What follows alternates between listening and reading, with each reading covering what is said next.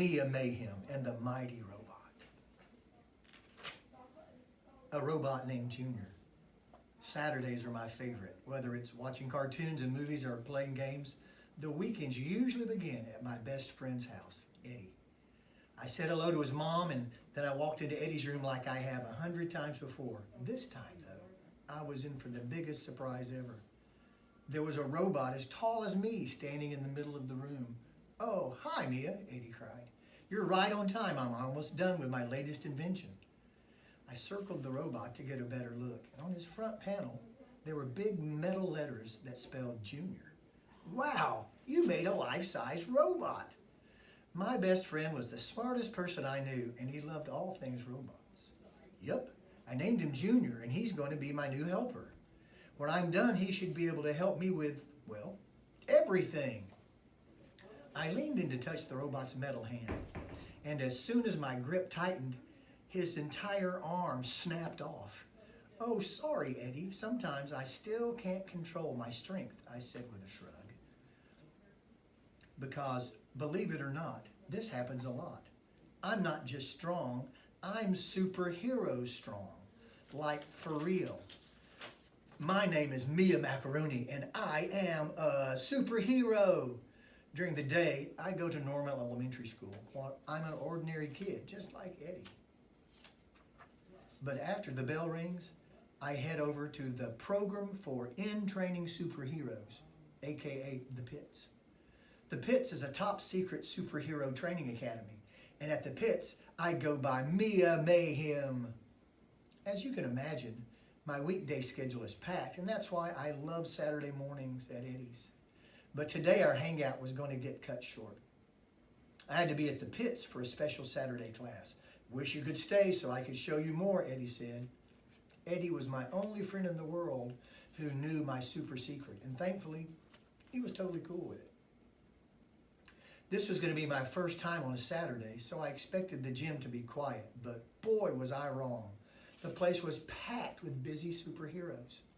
Several students were already there practicing different super skills. One boy in a wheelchair was doing a cool flip, while the girl next to him was climbing up the ropes, and when I looked up, a few others were doing flying tricks in the air. I didn't see anyone I knew, so I decided to find an open seat on the bleachers. "Oops, sorry," I said. I had stepped on some kid's toes by mistake. As soon as he turned around, I knew it was Hugo Fast, the one person I didn't want to see. "Oh, Mia Mayhem, of course," he said. "It's you," with a frown. We had met before, and we didn't get along. I suddenly wished that my friends were with me, but they were in their own training sessions today, so I had to go it alone with Hugo. A professor wearing a bright pink suit and matching hair came bursting through the doors. Her shiny suit had a funky test tube and flask image on it. "Welcome, class. My name is Dr. Magnitude, and I'm one of the lead scientists here. Today, we'll be learning how to use the newest Pits super tools." She pulled out two round, small discs from her pockets. One was blue, the other one was red.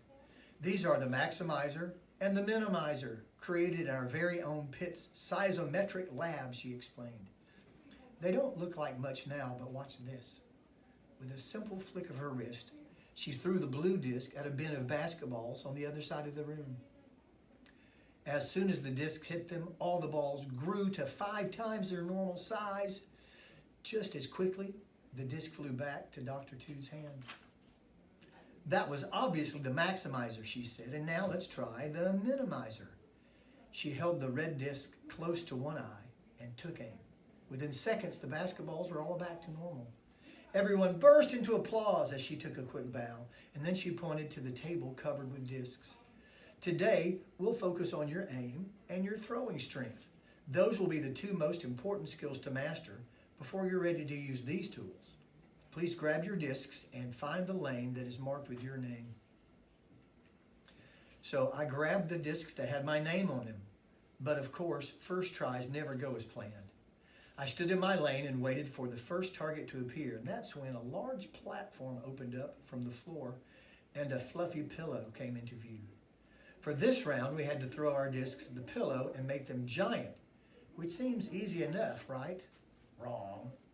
I held the blue magnetizer and maximizer disc up to my face to take aim, but then somehow I dropped it right onto my shoe. I watched in horror as my shoe tripled in size. I looked around totally embarrassed. Everyone else had successfully hit their pillows, and I knew I had two choices.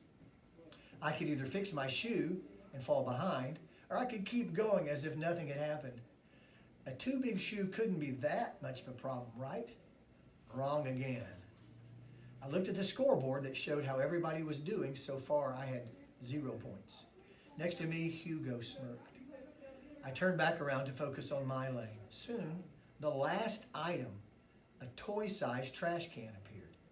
We were supposed to make it regular size, and I had one final chance to do things right. Of course, just as I was about to throw, Hugo yelled, "Hey, don't mess this up!"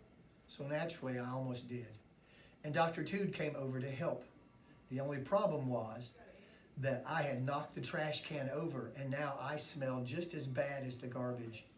Hugo held his nose as I passed by. "You just can't seem to be doing anything right, can you? You just seem to be living up to your name, Mayhem." I sighed because I knew he was right. Oh, if I'd been so excited about Saturday class, it really couldn't have gone worse. Dragging my heels, I headed toward the student lounge because I needed a little pick-me-up before heading back to Eddie's. When I got to the entrance, a tiny disco light came on and the door swung open. I took a rest, and then outside the pits, I changed back into my regular clothes. Thank goodness they didn't smell like garbage. I decided it was time to go back to Eddie's house. He always knows how to make me feel better, and so I wanted to see how things were going with Junior, his newest robot helper. When I got to his house, Eddie was still in exactly the same spot. If I hadn't known better, I'd think he hadn't moved an inch the whole time I was gone. Eddie was still busy working on the arm that I had pulled off. Junior sat still as the final tweaks were made. "Looks great," I said as I plopped into Eddie's beanbag chair. His dog, Pax, was curled up next to it. I scratched his ears and he nuzzled against me. "Welcome back. How was class?" Eddie asked. Well, when I was done telling him about that, he said, "You know, at least your shoe is back to normal size, and you didn't mess anything up for good. I mean, look at me. I've been fixing little things on Junior all day, and I build robots all the time." Eddie could always make me feel better. Junior started beeping and cleaning the floor. He quickly spotted a sock and walked over to it. He picked it up and tossed it in the laundry hamper. Pretty cool, huh? But he wasn't done yet. Junior walked over to my bag, turned it over, and shook it until every last thing fell out, including my smelly super suit and my new seismometric discs. I watched in horror as the maximizer bounced off the floor and slammed directly into Junior, who grew and grew and grew. "Uh-oh," I said as I looked up toward the ceiling.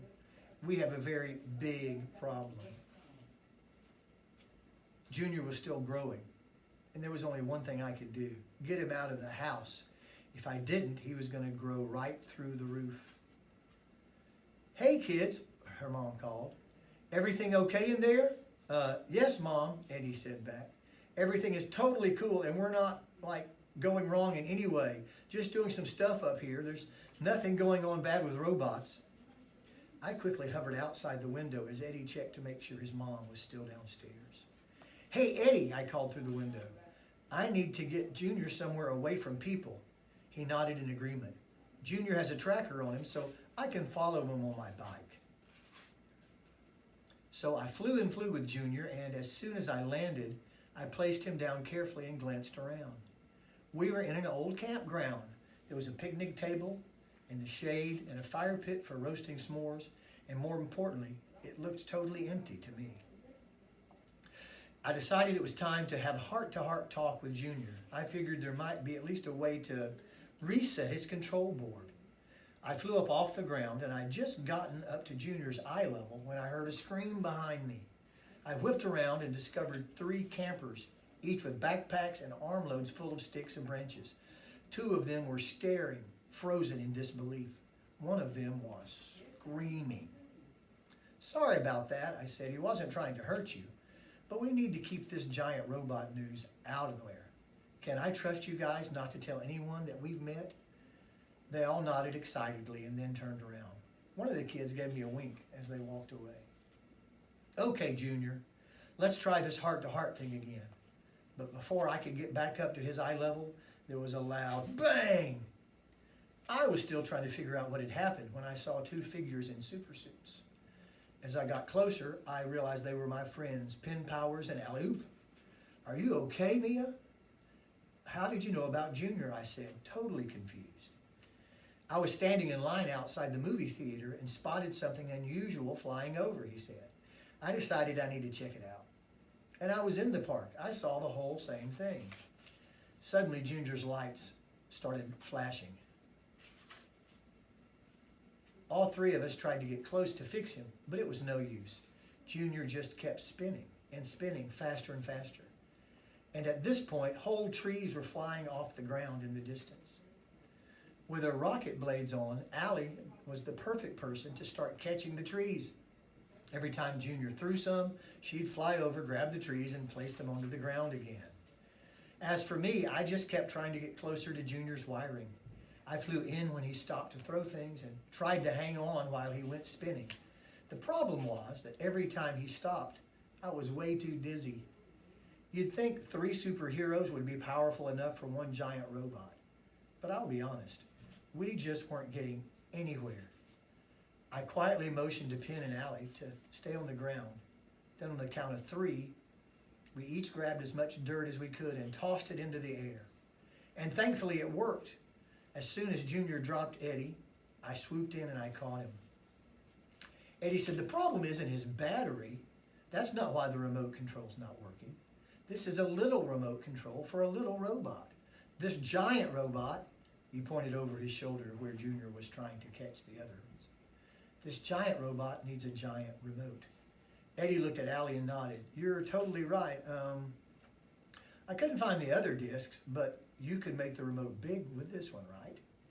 Eddie and Allie, I said, you're both absolute geniuses. Eddie set the remote down on the ground. Then he closed one eye and took aim. I really, really hoped that he wouldn't miss.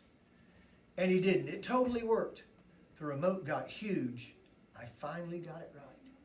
Then Eddie, Pin, and Allie stood on top of the remote as I lifted them into the air. On the count of 3, my friends jumped on the power button.